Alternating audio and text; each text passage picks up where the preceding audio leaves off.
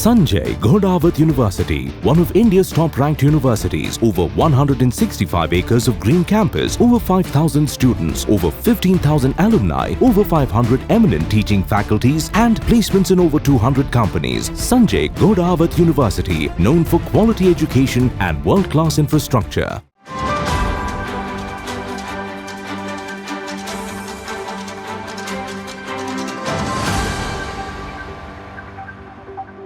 आज उच्च न्यायालयाच्या निर्णयानुसार आम्ही बंद हा मागे घेऊन आज मूक आंदोलन करायचा निर्णय कोल्हापूरमध्ये घेतलेला आहे.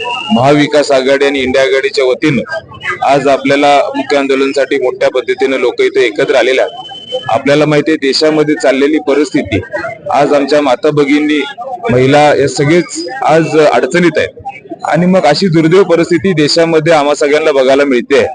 आज कोलकाताचं प्रकरण असेल, बदलापूरचं प्रकरण असेल, कोल्हापूरचं असेल किंवा आधी झालेलं मणिपूरचं प्रकरण असेल, आज सरकारचं दुर्लक्ष आमच्या माता भगिनींच्याकडे होत चाललेलं आहे आणि याला विरोध म्हणून, निषेध म्हणून आज आम्ही इथे एकत्र आलेलो आहे.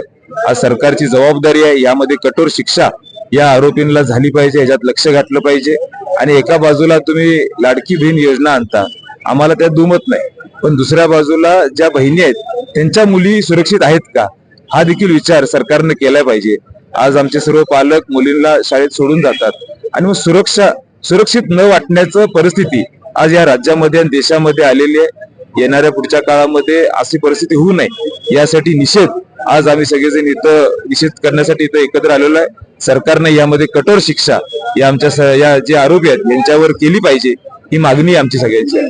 आज हायकोर्टाच्या निर्णयानुसार आम्ही बंद मागे घेतलेला आहे, परंतु आज आम्ही निषेध करतो की जे महाराष्ट्रात घडायला लागले आता, बदलापूर असेल किंवा कोलकाता असेल किंवा हे कोल्हापुरात असेल, हे माता भगिनीवर जे अत्याचार घडायला लागले हे कुठंतरी थांबले पाहिजेत. नुसती भाऊची भेट देऊन चालणार नाही, पण या बहिणीचं रक्षण खऱ्या अर्थानं करणं हे शासनाचं काम आहे आणि याला शासनाने विचार करावा आणि या महिलांच्यावर होणारे हे अत्याचार थांबवावेत, एवढीच मी कळकळीची एक महिला म्हणून विनंती करते.